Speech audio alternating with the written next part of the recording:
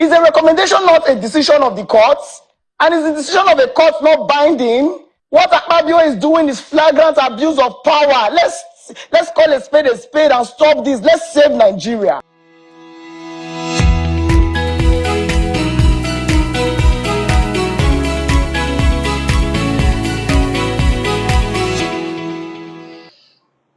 Hello and welcome to another episode of What's Trending, coming to you from Gringo TV. In today's episodes, we'll be running through a few trends that we saw over the week and the various reactions that came with it. First off, the Senate has reaffirmed that Senator Natasha Akpoti-Uduaghan remains suspended despite her recent appearance at the National Assembly.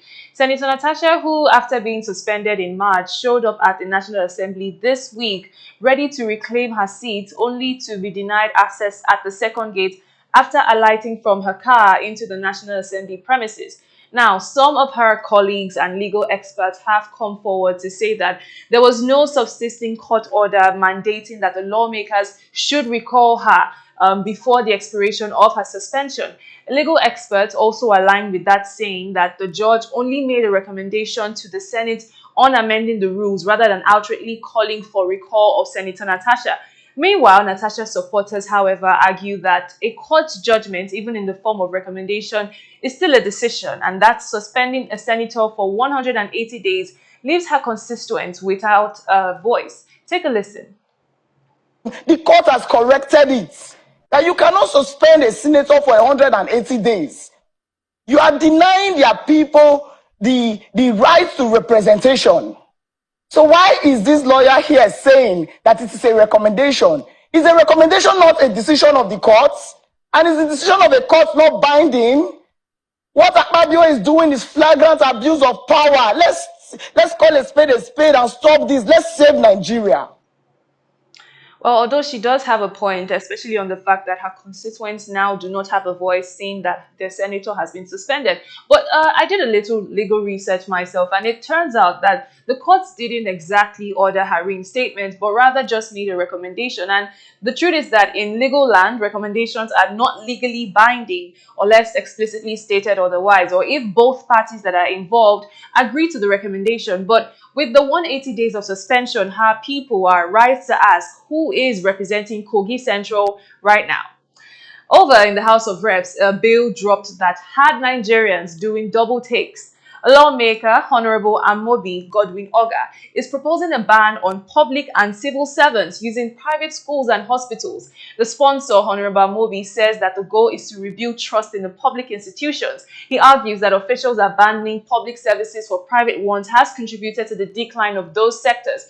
But many are asking why they choose to start with civil servants and not politicians, because the last time we checked, it wasn't Mr. Okon, the desk officer who died in a London hospital, but, with a government entrance. So the question now is, will the bill fix public systems or punish those who have no other better options? As you can see, a lot of thoughts coming in from Nigerians, but still on trending stories within the political space. A viral video of Peter Obi, Labour Party's presidential candidate, surfaced online of him serving food at an event, and this has sparked reactions online, not just from citizens, but his political opponents, and that includes FCT Minister Nyesom Wike, who called it hysterics and mockingly questioned why a former presidential candidate would be carrying food up and down and calling it a political stunt. Here's what Wike had to say. This is not where a presidential candidate will be carrying to serve food. No. And this is pretense. How long will you be serving the food? How long? As a president, then you carry food and be serving. And then Nigerians are laughing. Oh, humble. Who told you that humility? Who told you that? And you people give audience to that kind of a thing. And somebody will be telling you, as a presidential candidate, when I win as a president, I will use commercial plane. And you think he's telling you the truth? Which security will allow you? Which? We must tell ourselves the simple truth. Meanwhile, Obi responded, explaining that he didn't post the video himself and that serving at the Jubilee of Hope event was more personal than political. He emphasized that true leadership is about service and that events, like others, are meant to build empathy and remind us of our shared responsibility. Of course, many Nigerians defended him, sharing even past images of him doing similar acts long before now. And here's what someone on TVC had to say about that as well. So I don't see anything as a big deal here.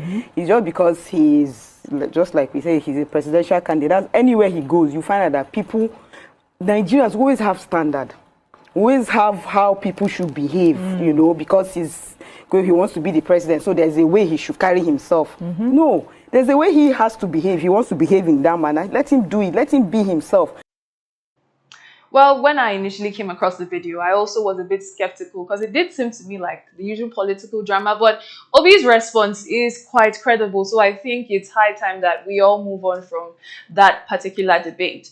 Now, away from Nigeria, but still staying with Nigeria, UK Conservative MP Kemi Badenoch sparked controversy this week when she claimed that she couldn't pass Nigerian citizenship to her children because she's a woman and Nigerians weren't having it. She made this statement in an interview stating that while many Nigerians are taking advantage of the UK's relatively easy citizenship acquisition process, it remains virtually impossible to obtain Nigerian citizenship, thereby calling for tighter restrictions on UK citizenship and immigration policy. Here's the interview.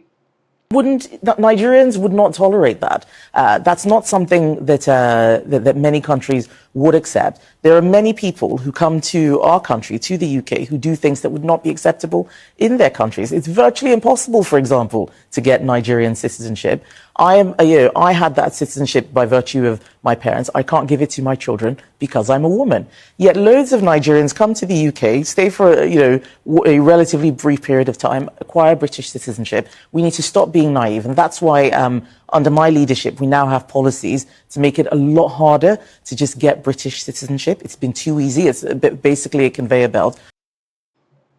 Like I said, Nigerians are not having it, and many of them have called that statement misleading and accused her unique selling points to be constantly throwing Nigerians under the bus so that she can be palatable to British people.